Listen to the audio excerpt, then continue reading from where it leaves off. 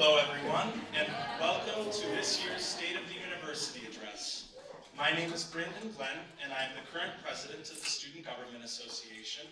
This is my fourth and last year at Roosevelt, and I have been a member of the Student Government Association for 8 semesters now, as the chairman of campus life, secretary, or president. Over the duration of my time here, I have come to see our Roosevelt student body, faculty, and staff come together countless times, not just as individual parts of a university, but as a community.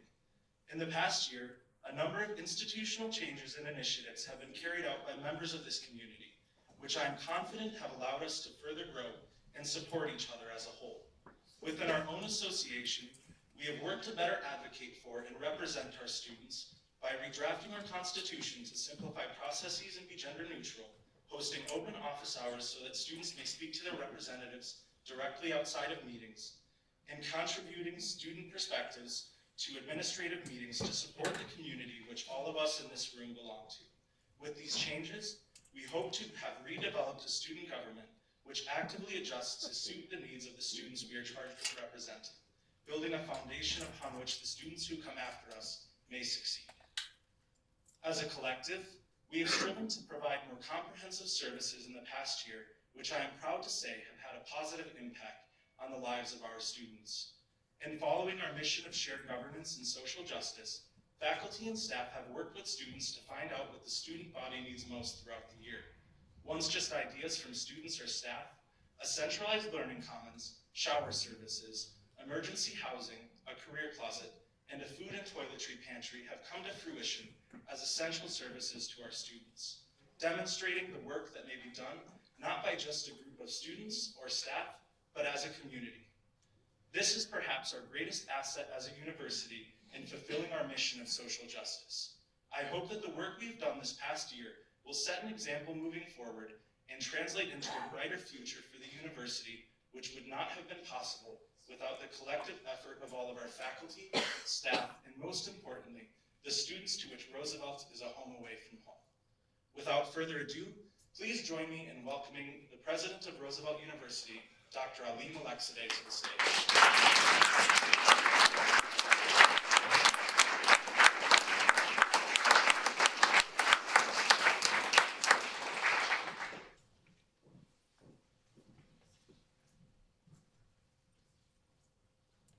Thank you so much, Brendan. And thank you, ladies and gentlemen. We have a special guest here today, Betty Glynn, who is the mother of Brendan, is here. Stand up, please.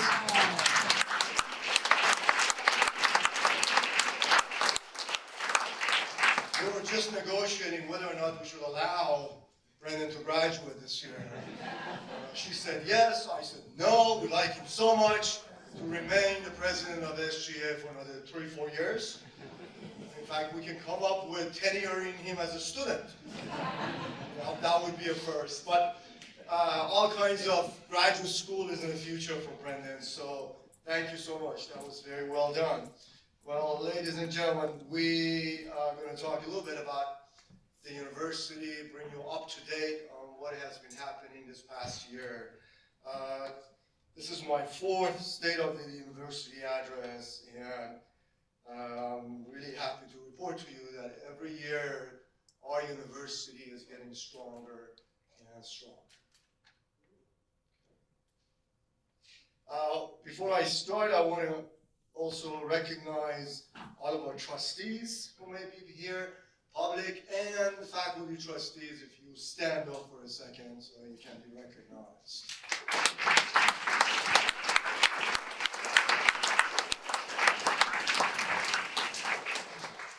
Thank you for being here.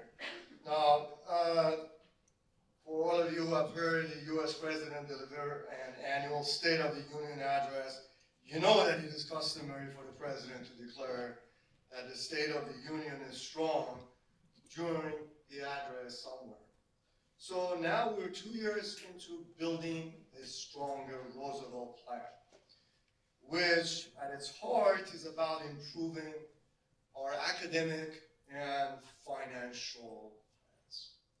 So I want to keep this in mind. We'll talk about academics, improving academics all the time, and also improving our financial situation all the time. So that would be the theme going through the brief remarks that I have here. We have a number of awards, we have some videos, and at the end we will have some time for Q&A.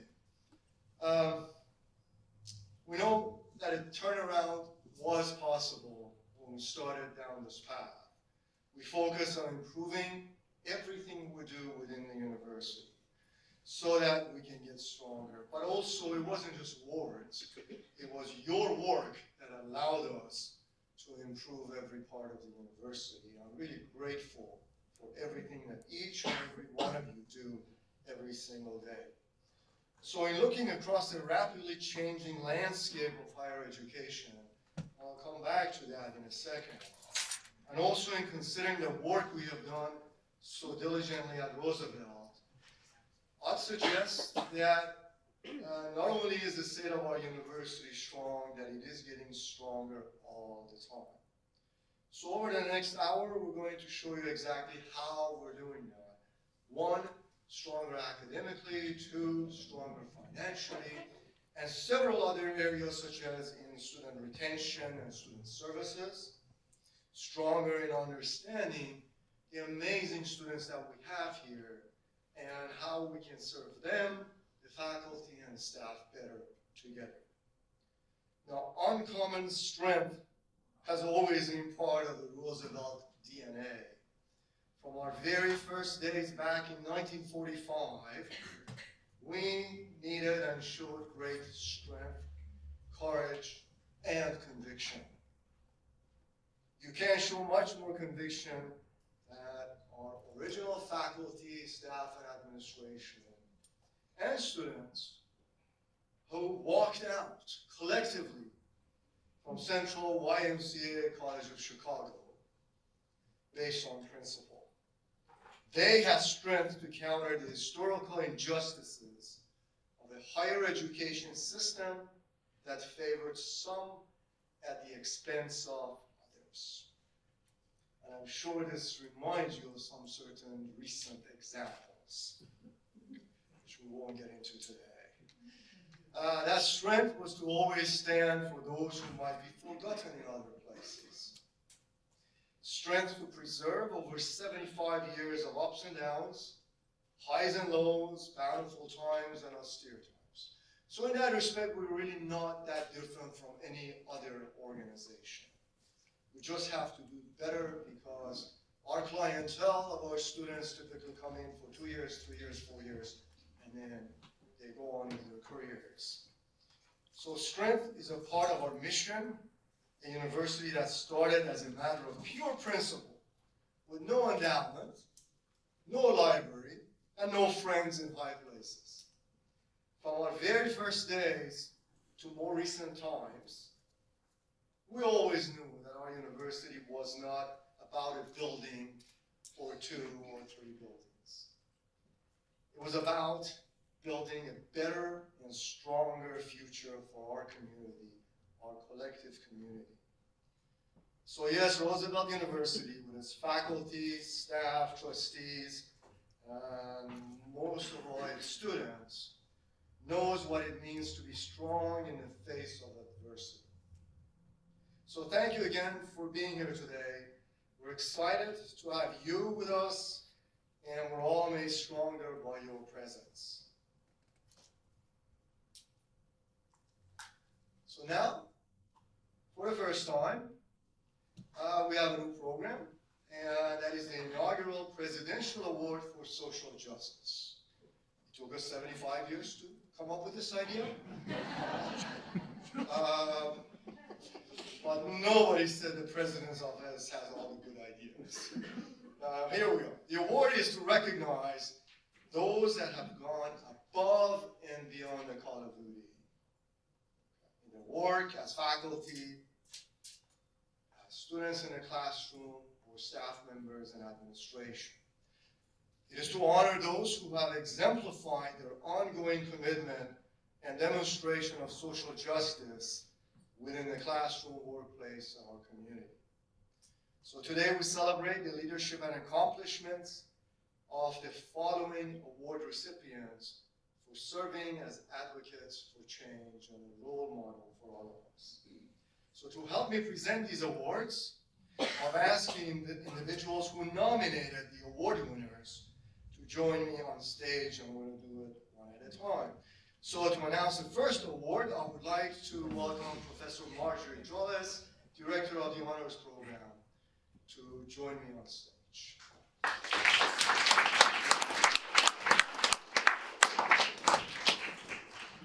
Hello.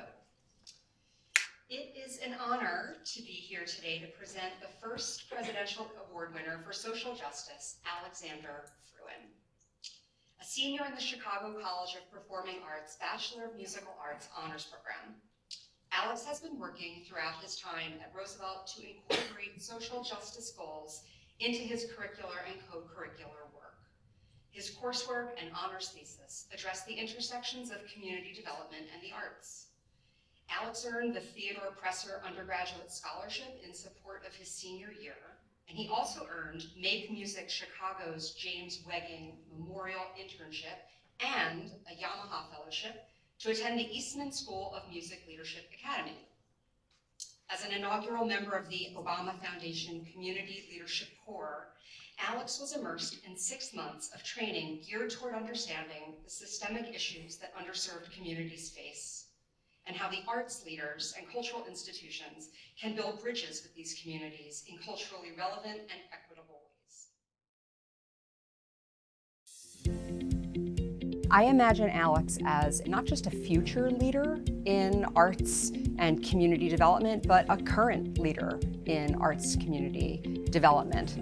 The intersection of the arts with lifting communities up, involving communities. Alex Fruin's thesis is dealing with the topic of diversity, equity, and inclusion in large-scale performing arts ensembles. He wants to see ensembles in the 21st century that actually look like the communities that they serve. So he's sort of taking the Roosevelt mission and these historic ensembles and putting them into juxtaposition and asking questions about what we do with the process, what you do when you hire, when you build a mission, when you build a strategic plan. I met Alex Fruin when he was a sophomore in high school. He came to sing for me. Alex is very intelligent. He works fiendishly. He's taken advantage of everything, every single opportunity that we've had on campus. He's worked as a student ambassador for the admissions team. He's had the opportunity to have internships on and off campus. He's someone who's sort of like just thought through every aspect of how he can make the most out of his undergraduate time and has gone out and done it. He very, very quickly volunteered with the Obama Foundation. All of the social justice things that he could possibly get into, he did. Alex is in the honors program because he's in the Bachelor of Musical Arts degree program. When we were looking for students to join our honors advisory board, Alex volunteered to be on that. So he comes to those meetings full of ideas with how to shape the honors program from the student's point of view. That level of energy, that level of enthusiasm, that level of willingness to take a lot of risks. We're in an incredibly competitive field, in a very competitive job market, and so it helps to have a student that sees opportunity and is willing to put himself out there. He's the first person to stand up if he thinks something is wrong, and he fights for everybody. He really makes a contribution everywhere he goes. He's an amazing young man, and I think that obviously in the arts world, given the right breaks, that he could really make a difference.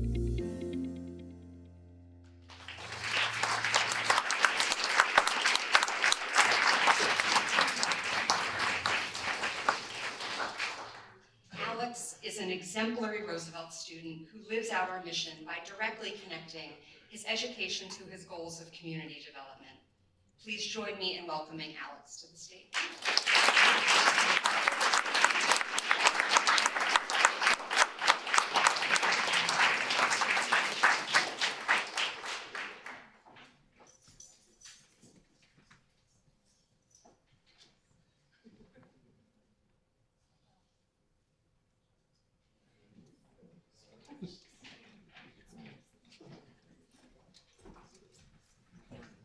One more time, congratulations, Alex.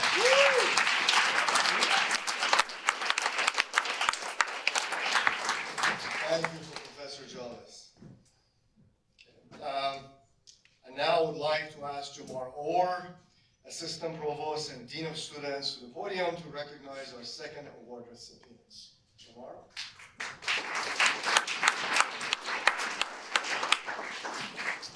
afternoon. It is my high honor and distinct privilege to be here today to present the second 2019 Presidential Award winners of social justice. The members of the Housing and Food Insecurity Task Force, Charity Seaborn, Pamela Thompson-Hill, and Hilda Rojas Duarte.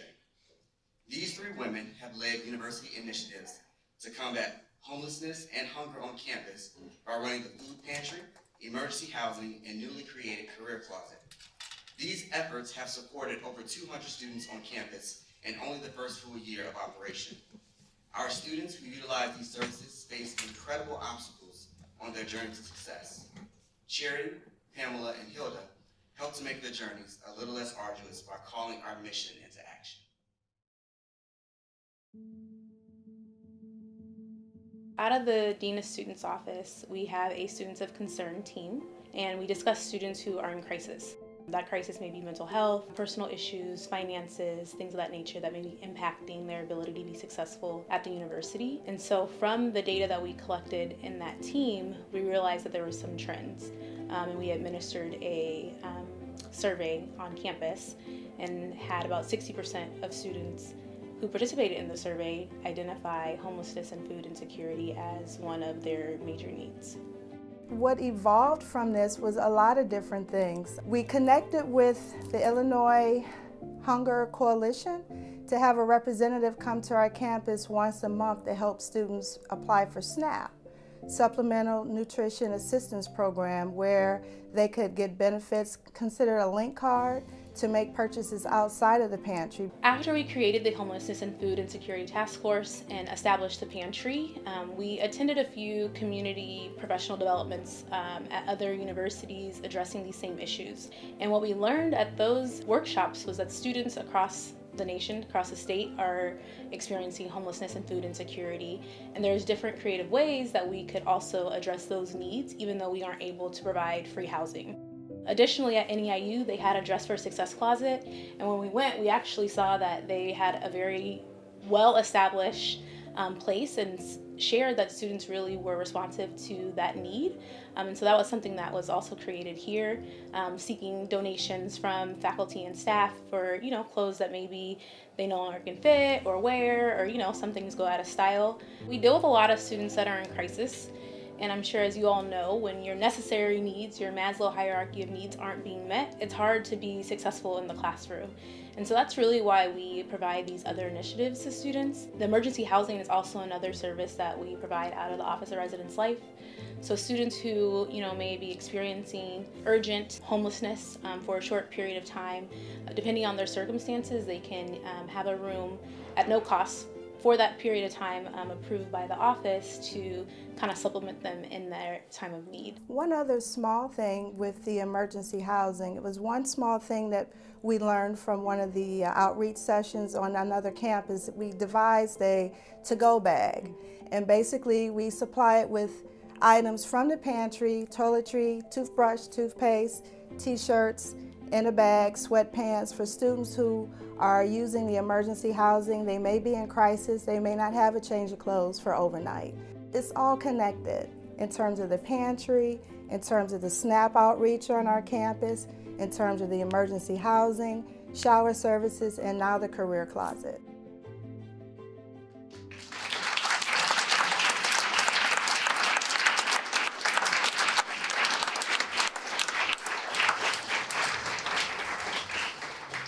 Social justice is the very best of who we are at Roosevelt, and it is shown no clearer than in the efforts that Charity, Pamela, and Hilda do on a daily basis to feed, house, and clothe students who would otherwise go without. At this time, I'd like to ask Hilda, Charity, and Pamela to the stage to receive their awards.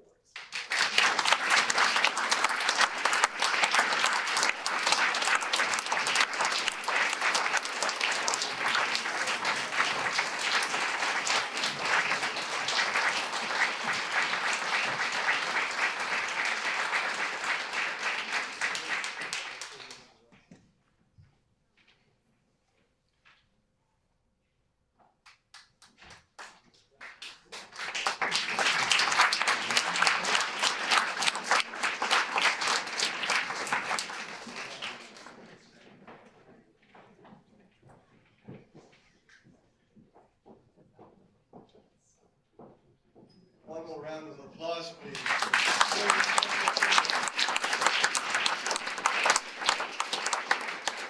Thank you, Jamar, for nominating them. Now, the thing that you hear during the proceedings is, when you're in a bar and people give $20,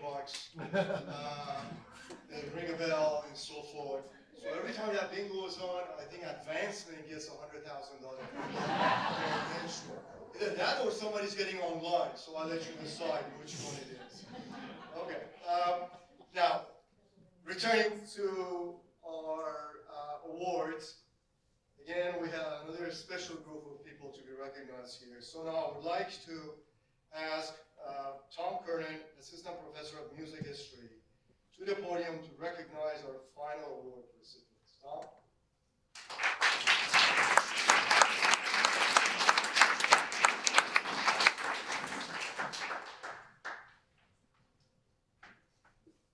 It's an honor to be here today to present the third and final Presidential Award winners for social justice to members of the Ccpa Music Conservatory for the Considering Matthew Shepard Residency, Concert, and Lecture Series. Cheryl Frazes Hill, Mark Creighton, Linda Vernon, Allegra Monstari, Patty Springer, Elizabeth Susternai, Laura Baumgartner, Brittany Nelson, and Andrew Sweeble.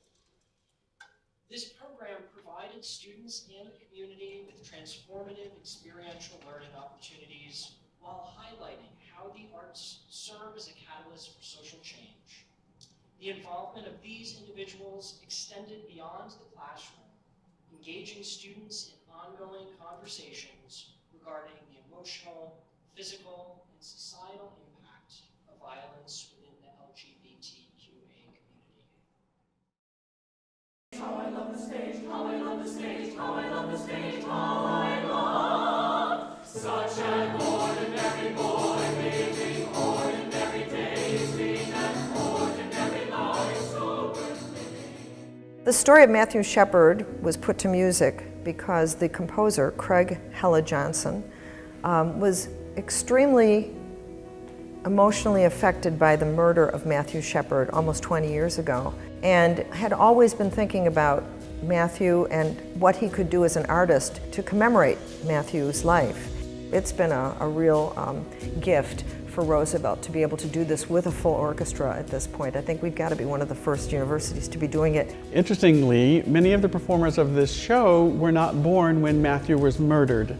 So a part of the learning experience was teaching them about Matthew Shepard and how that this galvanized the LGBTQ community into fighting for hate crime legislation. Matthew attended a meeting of the University of Wyoming Lesbian, Gay, Bisexual, Transgender Association, then joined others for coffee at the College Inn. Around 10:30, he went to the Fireside Bar, where he later met Aaron McKinney and Russell Henderson. Near midnight, they drove him to a remote area, tied him to a split-rail fence, beat him horribly, and left him to die. The side effect of this has been their now reborn involvement in politics. So this re-energized them and let them know that their generation can change this. These kids now feel this, they get it.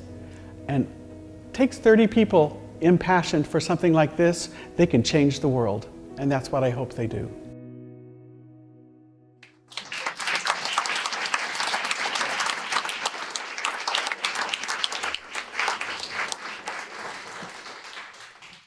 This program and performance perfectly displays the Music Conservatory's commitment to providing an innovative and immersive performing arts education grounded in the university's social justice mission. At this time, I'd like to ask Cheryl, Mark, Linda, Allegra, Abby, Elizabeth, Laura, and Brittany to join me in front of the stage.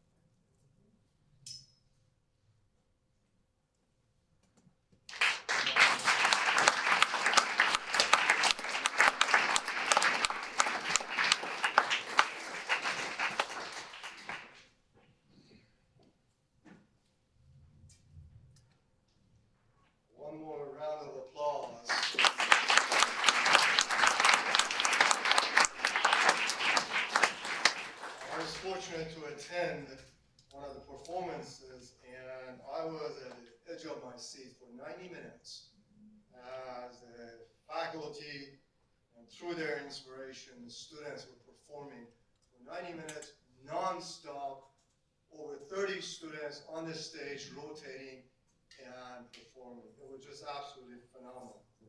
Thank you again for your good work. Thank you.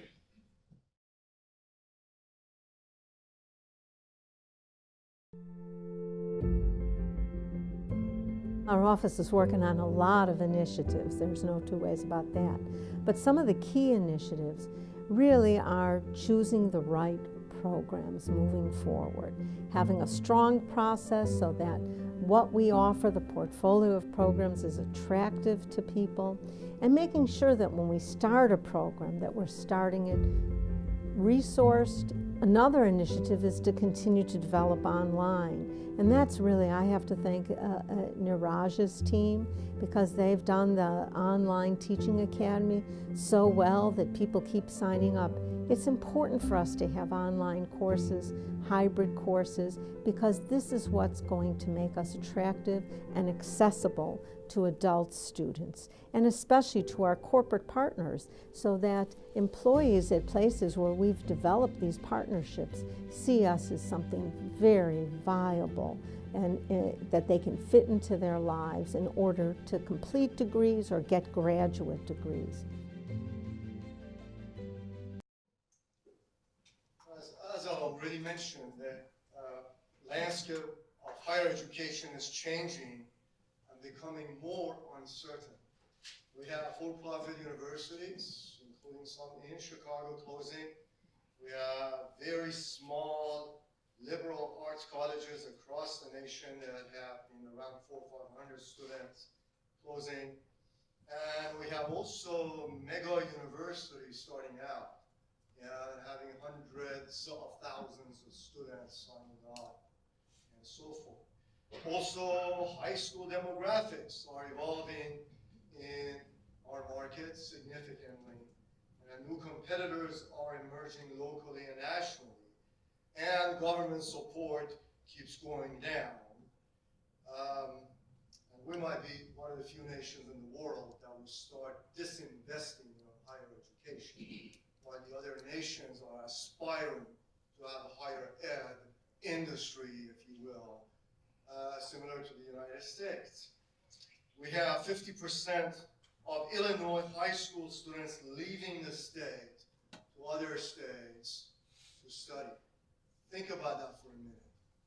50% of best and brightest leaving the state, which means wherever they go to get their degrees, chances are the majority will stay and have families there, go to work there, and occasionally come and visit us.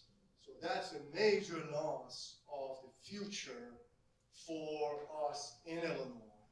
And it's not something that one person can resolve, but certainly all of us within our community, and talking to our legislators and governor and mayor and everybody else about the policies that will keep our students here in the state.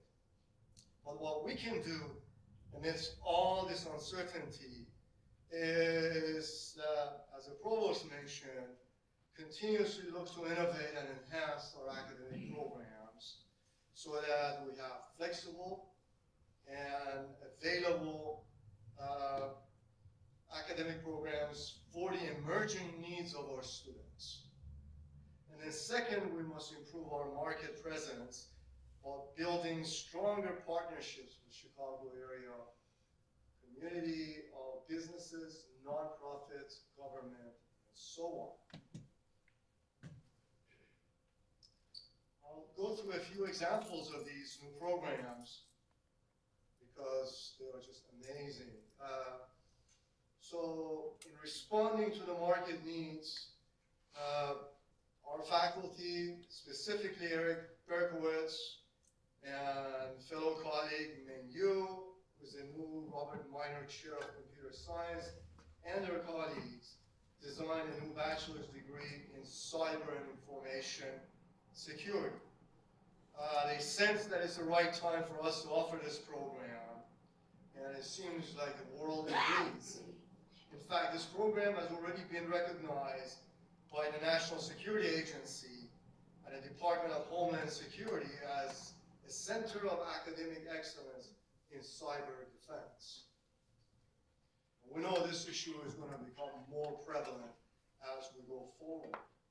Now, students graduating in this field will seek meaningful employment in tech areas such as artificial intelligence, cybersecurity, information technology, as well as innovative startups.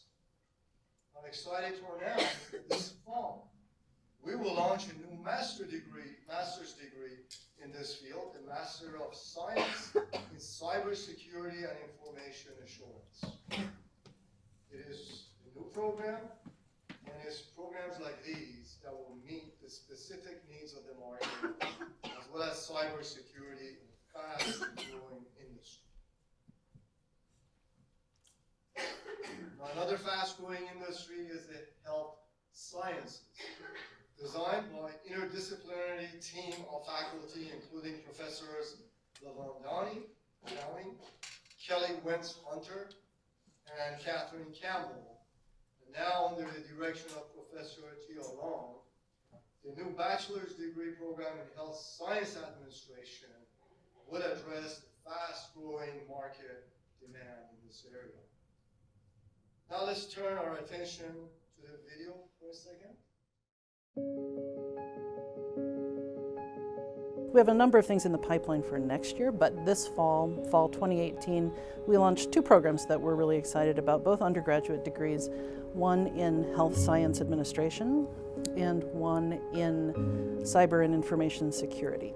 And both of these are programs that we launched with significant consultation from outside communities. With health science administration, we talked with healthcare recruiters, we talked with our own hospital partners that we have through our allied health programs, and really got their feedback about what kinds of skills and knowledge and abilities they would be looking for people they would hire to work in their organizations. Based on that market research and the feedback we got from our partners, we tried to steer a middle way and develop this degree in health science administration that provides students with the technical skills they need to be successful in the workplace, skills in data informatics and in budgeting, but that also provides them with broader social contexts in public health and health disparities, so that they're trained not just to be effective administrators in healthcare settings, but to really be able to live out that Roosevelt mission of being socially conscious leaders in their communities and advocate for change in the work they find themselves doing. We think this is a degree that's going to be interesting to students who are interested in working in healthcare, but who either don't want to be involved with direct patient care or have some experiences that help them decide that direct patient care may not be for them.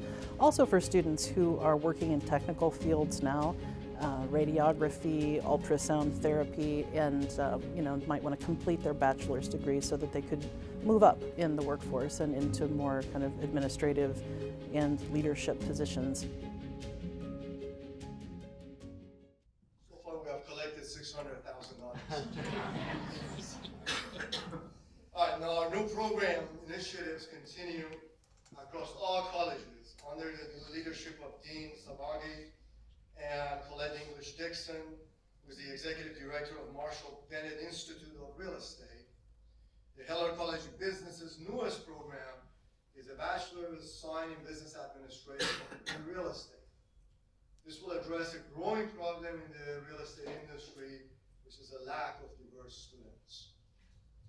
Also within the College of Business, under the good work of Dr. Rafat Werner, Associate Professor of Finance and Accounting, the Master's Program in Accounting Forensics will now be offered fully online beginning in the fall of 2019. This program is one of very few select forensic accounting programs within the greater Chicago area. And the redesign will certainly attract students from a wider geographic footprint.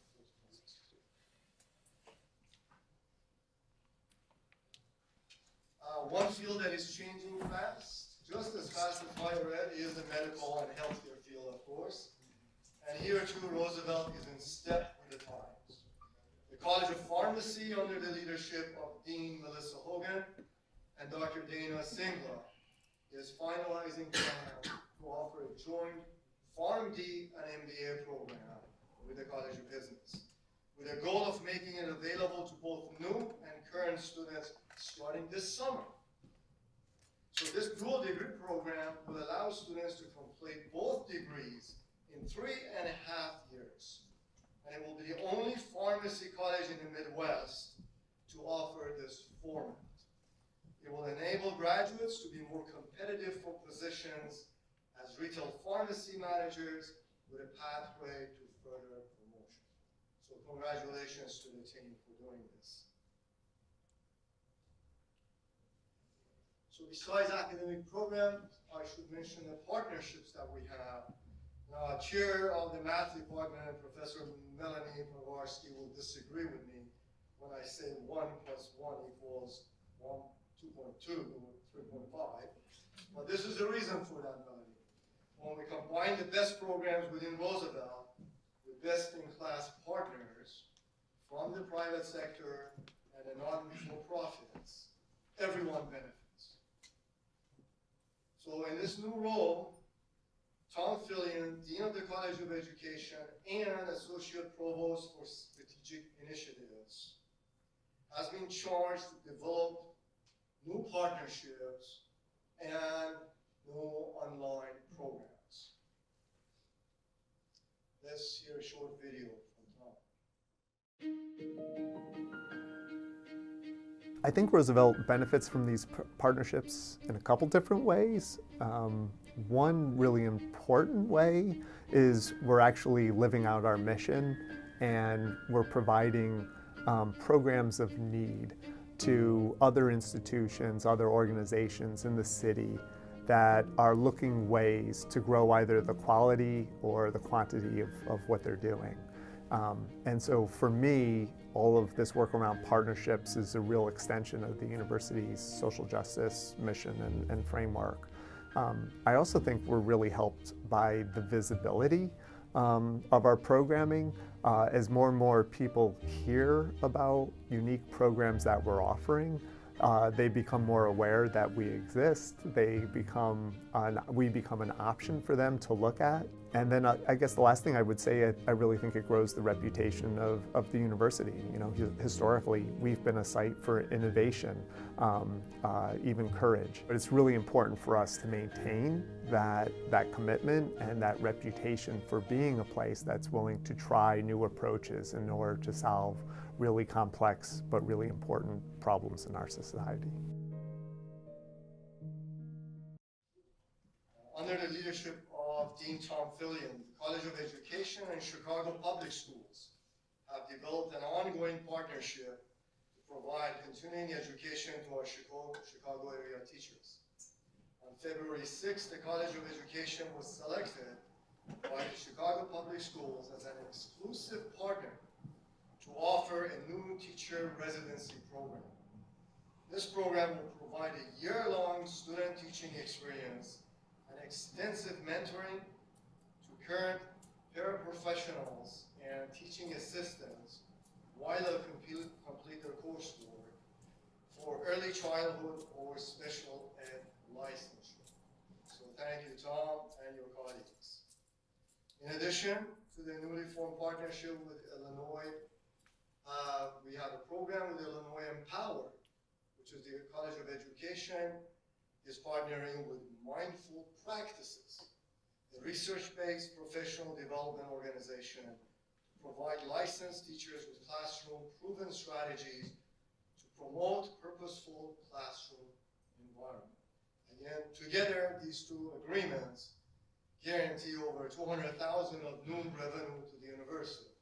So about 2 of those pings that you've been hearing.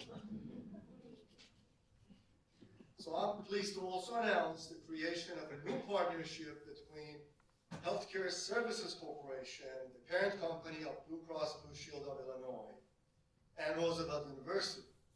This is the first of many corporate partnerships that Roosevelt aims to create over the next 3 years, and provides It provides their employees significant tuition reduction upon earning admission to the university to any of our degree programs. Now, our trustee, Maurice Smith, a Roosevelt alum and president of Blue Cross Blue Shield of Illinois, played a key role in the development of the partnership, and we want to thank Trustee Smith for his efforts to get this program underway. I also want to thank Trustee Smith for his leadership on renewing the sponsorship by Blue Cross and Blue Shield for the American Dream Reconsidered Conference for the next 3 years.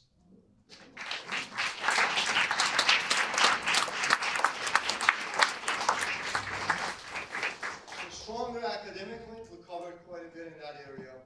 Now, let's change our focus to stronger financially. So fiscal year 2019 is on track and within approved margins. And although summer revenue is not yet certain, we expect to end the current fiscal year at or better than the approved budget margin by the Board of Trustees. Now, there are many things driving or improving financial outlook, such as strong retention, stabilizing enrollment, improvement in operating expenses, the sale of Gage, and robust gains in housing and dining revenue, all of which keeps us on track to meet our multi-year plan. Now, with the recent debt restructure, this provides us 5 to 6 additional years so that we can keep building a stronger Roosevelt. So, again, stronger academically, stronger financially. Now, of course, we need to talk about every other area of the university that improves, and retention and student engagement is a major part of that. As many of you are aware, increased retention is absolutely critical as new student enrollment in helping Roosevelt achieve its financial goals. However, the institution's effort in achieving higher retention rates is about much more. It is about providing students the support they need to be successful during their time at Roosevelt and preparing them to thrive beyond Roosevelt.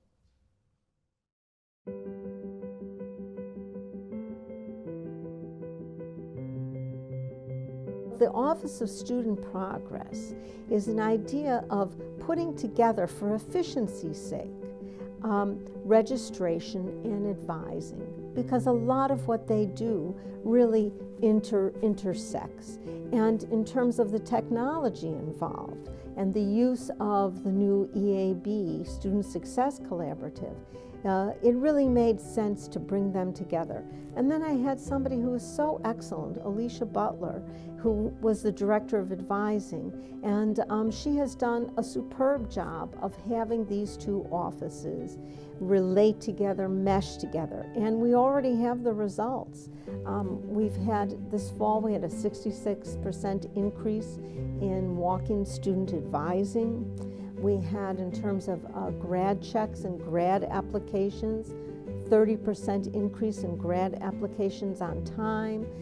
From the registrar's office, we've had 24% increase in grades submitted before the deadline, which is very important for students.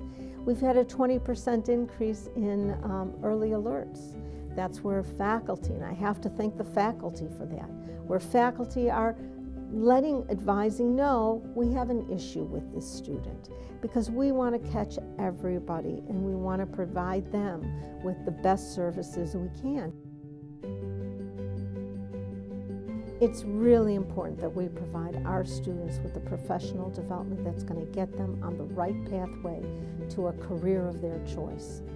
And I'm very pleased to say that we have somebody excellent in that position, Erin O'Neill, and she has done a survey. We need to expand and deepen those offerings so that students come out of here really having being able to show that they've done the kind of work that they're going to be required to do in the course of their first year on the job.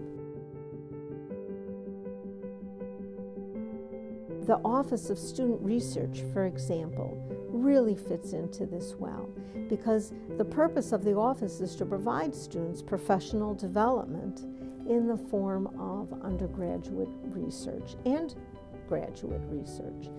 This is important for students going on to careers and going on to graduate school. So we're going to have the first university, all-university student research symposium, April 12th, April 13th. I'm very excited about the Office of Student Research. So, while students are here making sure we keep track of their progress every semester, every week, or so, to make sure we can intervene to help them stay on track, get them professionally ready, and also, if they aspire to go to graduate school, be ready for that with some student research. Also, some of the statistics that Lois mentioned, I want to draw attention to that because it is significant. The first year retention rate for our new students have been now this year one of the highest in our history as far back as we can go. A remarkable 9% improvement in just 1 year for the freshman class. And over 2 years, 17% improvement in the retention. So we're now at 74% retention for freshman class. Meanwhile, transfer students retention has improved to 81%, and graduate retention has improved to 88% respectively. Now, of course, we want to make sure we get to much higher numbers, but those are very respectable numbers, and we're doing our best to continue to do them.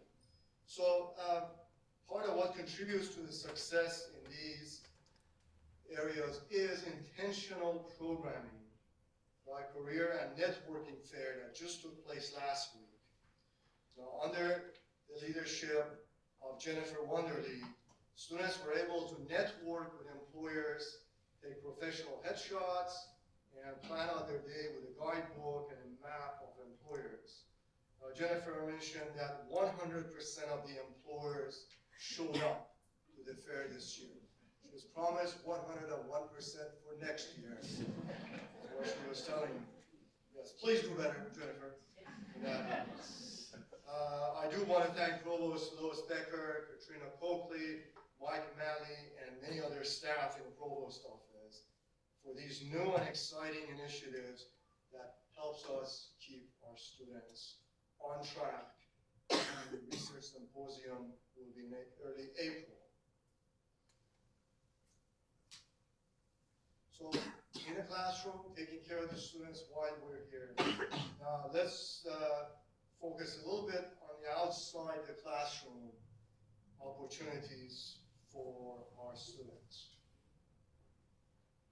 Last October, the proposal of 8 Roosevelt students were chosen to be presented at the 2018 Clinton Global Initiative University Conference at the University of Chicago. The conference featured 1,000 student leaders from across the globe on 5 focus areas. Our students were a major part of that.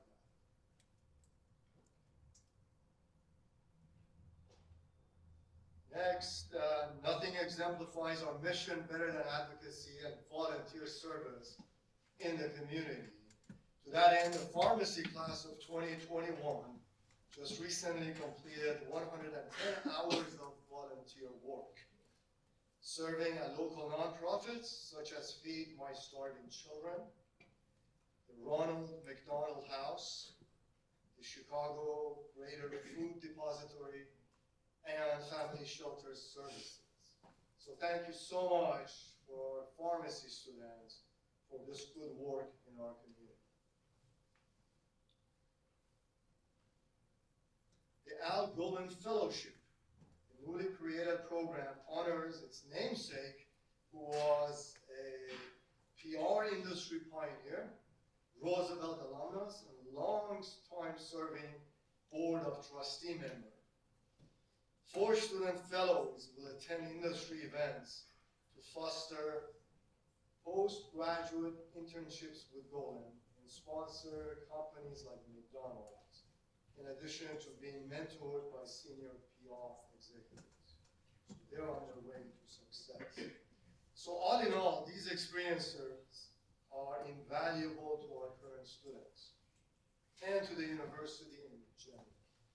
Real-world opportunities help our students prepare for the challenges they'll face after they graduate. And simultaneously, these students can be tremendous ambassadors for Roosevelt through the world.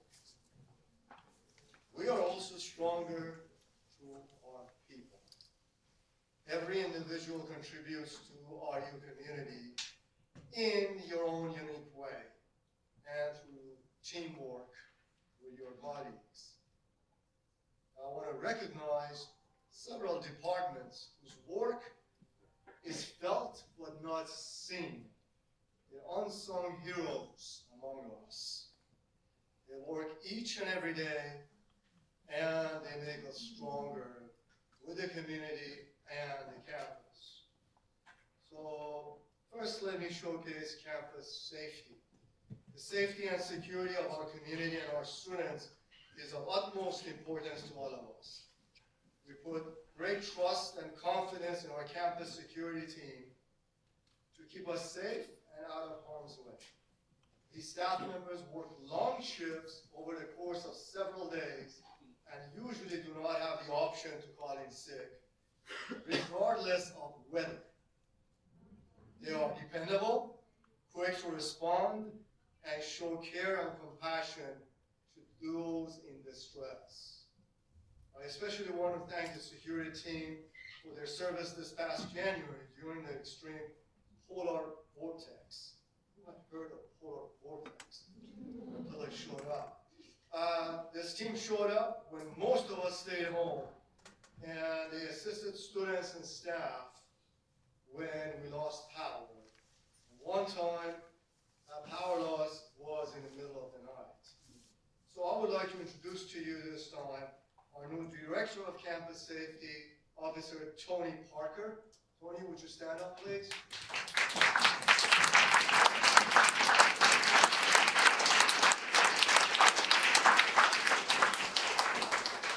Tony, in a short period of time, has instituted various trainings and established new policies to keep our community safe. So please join me in welcoming Tony to Roosevelt and acknowledge his team members who are here today.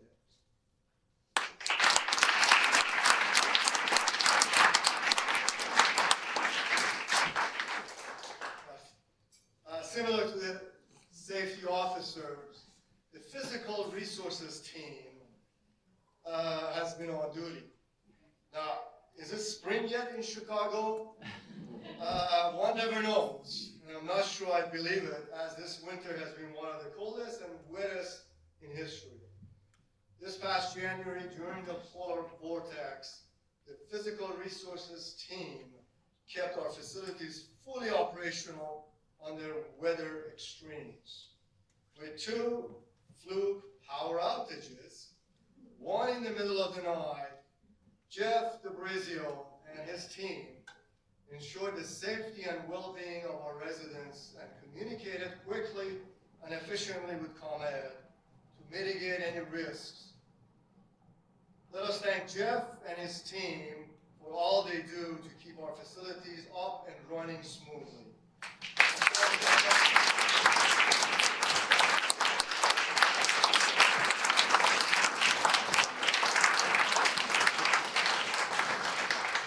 Among our colleagues, is Todd still here, or did he leave?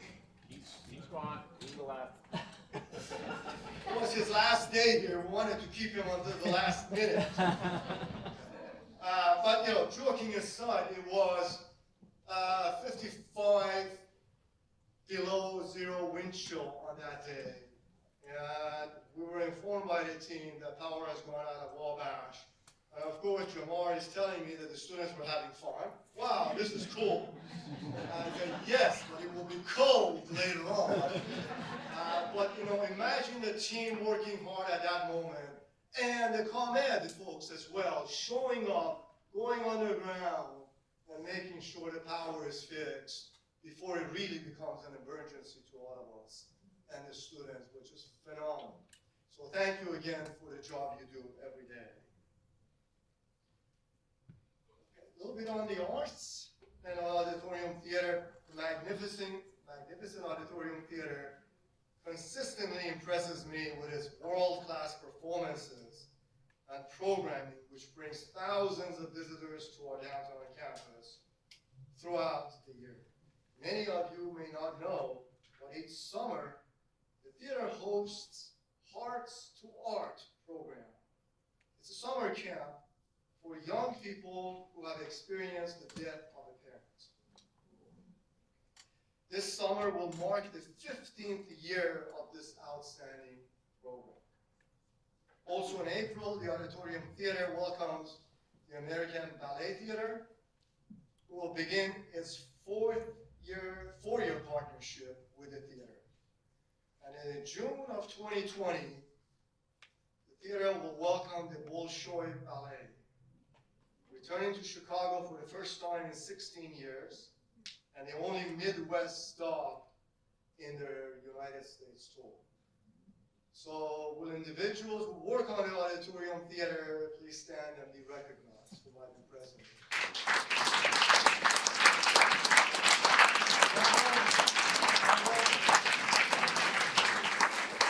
Rachel Floyd is the interim CEO of the Auditorium Theater, and she just announced a new coming theaters program for this coming year.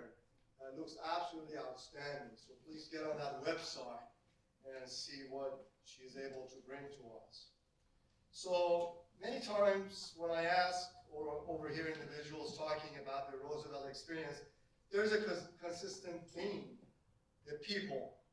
The stories of faculty members assisting students with graduate school and fellowship applications. References to staff going above and beyond to help students overcome unexpected hurdles. And students building lifelong friendships with their peers, faculty, and staff that often last far beyond graduation. So video on the people of Roosevelt. Eleanor Roosevelt once said, "The future belongs to those who believe in the beauty of their dreams." Know when you walk into Roosevelt, you are the future of humanities. You are the future of social scientists. You are the future of education, and you are the future of business. Roosevelt and their staff are really devoted to this social justice mission and just the mission of getting students the best education possible. I have not had one professor that wasn't devoted to his or her job. And being in a school where you see staff that are devoted and love this school, it only adds fuel to the fire, and you want to do great. All these things that I never really thought were possible for me never existed until I got to Roosevelt. Before Roosevelt, I was a C community college kid who just needed to make more money than my parents did. That was the goal. And now it's not about just existing anymore. It's about finding a quality of life. My teachers, because they hold high standards for me and they remind me of my goals and dreams, but they also, at the same time, they remind me to be patient, or to get sleep, or like they go outside of just what is required in the coursework. Like they really help me with life, and not just being a student, but with being a human being. Being a first-gen student, me and my brother were the first people to actually, out of our family, to finish college. And it was really easy to get support from Roosevelt, whether that's the financial aid department, whether that's counseling, whether that's academic success. You always went out, when you needed help, they were there. Just being able to interact with so many people from different parts of the world, seeing all these different backgrounds and religions and beliefs and values that are deeply rooted in these people here at Roosevelt has allowed me to touch with my personal upbringing, I guess, and make myself a better person. We are so inclusive and we have built such a great community here at Roosevelt that I feel like it's easy for anyone to just say hey and build those friendships that you might not feel like you can build in other places. We volunteer around the campus, city, country, and community, and we take our time out. And I'm a finance major. I had no exposure to social justice, and being at a school that has such purpose kind of makes you want to do things for your community. The big reason why Roosevelt's amazing is just the innovation of the courses. You know, you can have a passion and we will help you find a way to tie that passion into a career, into a job, into a curriculum, into a course. There are ways to take the issues that I care about and make them into my job and to help people, you know? I can use my life as an example for other people, and that's what Roosevelt has given me. You're going to find something that you haven't experienced before. This college, this campus, this family is going to open your eyes to so many different things that you didn't realize, and they are so well equipped, they are so well trained to help you go through the rest of your life with the education and the skills that you'll pick up at this college. I can't imagine having gone to school anywhere else. Thank you for changing my life, because I really do think being here it has completely changed who I am, and I'm just so grateful to say that I am a student at Roosevelt University. I'm just so very grateful for that opportunity.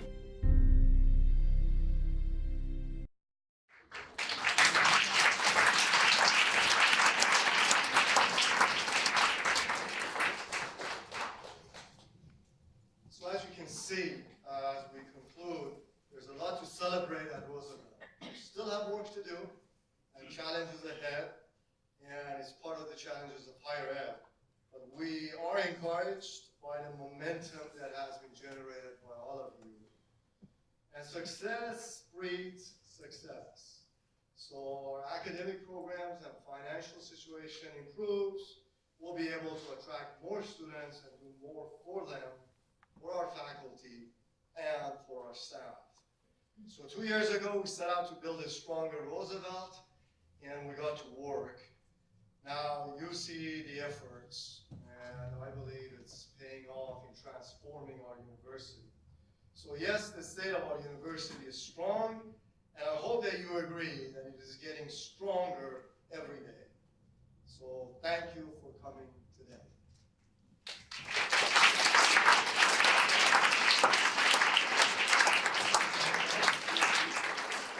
We're going to move to question and answer. Before that, I do need to acknowledge a few people who put this program together. So the marketing and communication team of Nicole Barrett, Amanda De Palma, Jared Fritz McCarthy, and Mark Schultz in IT. And also Michael Ford, Keturah Brown, Angela Short, Aisha Belton, and Vanessa George, as well as many of the other staff allowed us to be here today and hear what you heard from our students, faculty. It's taken months of preparation for this. So thank you all for that.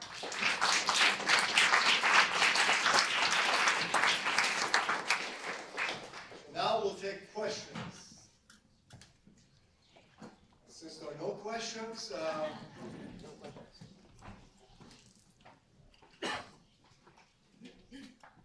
and here a question, either I have to walk to the microphone. Yes, Gina. Sure, you know that I would have a question. Yes, please. I just wondered if you could kind of off the cuff perhaps comment a bit on some of the recent statements from that other president that we all have to sort of address.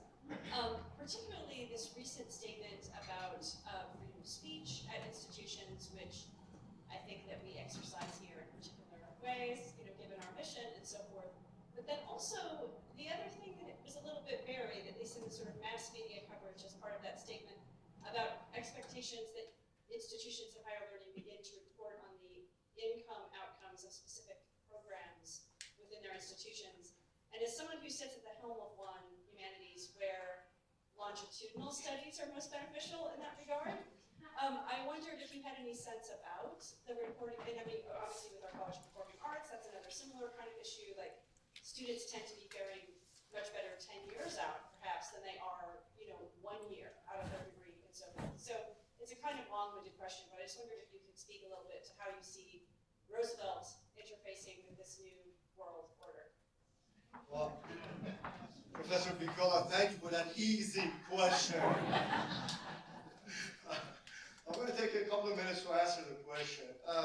First of all, I cannot call a college or a university without an incredibly strong humanities program and program in arts and sciences. We have professional schools, that's fine, perfectly okay, perfectly legitimate, and students know to go there for specific professions. But what the faculty and a core of a university or a college is, and it's across the globe, is what you and your colleagues in the humanities and in the arts and in the science do every single day. Allow me to give you one example. Just a few years back, I was in Kansas, at Kansas State University. I was in an alumni program in New York City, and it was a large event, larger than this one. And as the president is talking, some deans are there and so forth. I was talking to one student, who happened to be right next to me, a young man who had graduated 5 years before that from Kansas State University, majoring in poli-sci and history. And within 15 minutes that we had a conversation, he blew me away with his knowledge of the entire Middle East. I'm from the Middle East, I thought I knew about it. This young man knew every leader of every parliament in every nation, and he painted it for me of how that will change in the next 5 or 10 years. And honestly, after one very brief conversation, I said, wow, the future is bright for all of our graduates. And it was 5 years out. So what we do, you see the result, okay? Professor Jolas sees the result, all of our deans, and as we walk the students, 1,500 of them every year in the auditorium theater, every single one of them, we know have the ability to succeed. Now, some of it would be shorter term, and they would get amazing positions right off the bat, and they're on their way. Great. But some will take 5 years and 10 years, or even 15 years down the road. I'll give you one more anecdote. A friend of mine, family friend, had a son who was completely dysfunctional. He was into drugs, he was into alcohol, and staying at home. And he was in his 40s. Okay? One day he called me, I was in another university, and he said, by the way, so-and-so has now been accepted into medical school. You know, I just about died. Medical school. You told, basically he was homeless. He's living at home, and I said, yeah, but he got his life in order. Eventually he understood what he needs to do to pull himself out. Okay? And he had a previous life in sciences. Very, very bright individual, and so forth. And he went through medical school and succeeded.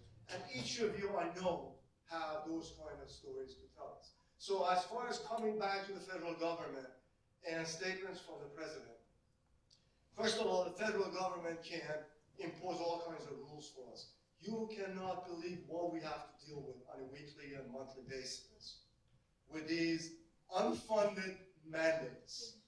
Okay? I know I'm saying that because businesses say that, and I say, oh, come on. All right? Again, one example, we hadn't refunded the students' money, student aid that had come in for a couple of students, and the total was maybe less than $1,000 because you are given 30 days to refund it back to the federal government when the student drops a course. Taking your course, she takes a class, then drops it in 3 weeks. We have a month to refund. Sometimes we went 32 days. Okay? Because of that $1,000 mistake, we were put on probation. They sent us a list of hundreds of students' accounts that we need to send it back to them for them to audit. And our staff had to spend hundreds of hours. And they came back and said, oh yes, you're fine now. And move on.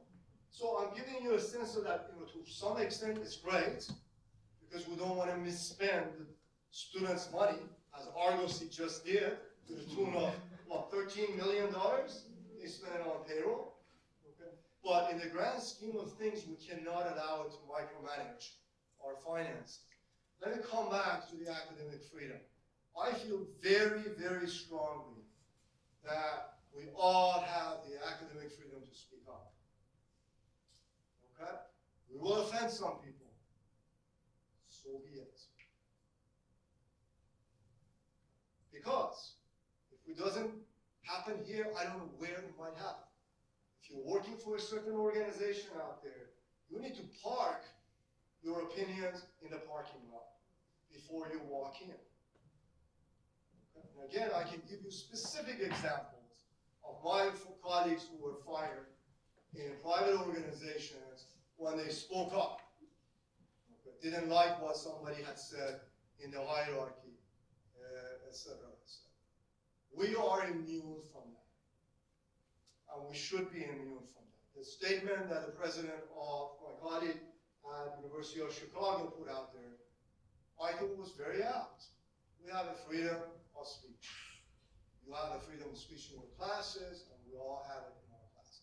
Sometimes we will offend our students, yes. But we stick to the approved curriculum, which is what AAUP says we should. We have a right to do that. And I will personally defend it until the day the board says enough. So, does that answer your question? Yes, thank you. All right, thank you. Easier questions? Everybody wants to hear how I fixed the handle on my door? See, there's a list of the university essential employees who are called when emergencies happen. I have no idea why I get that call. Okay, I'll give you an example. I tried to open my office door the other day, and the handle fell off. And there was a little pin in there that fell down. So I said, I can do this. Got the pin, put it back in there, and so forth. Came back this week, and I tried to open the door. The door doesn't open this way. The door opens that way. So the extent of my essential employee, you can imagine. The higher you go, the less the intellectual ability to handle even opening the doors. Okay, other questions?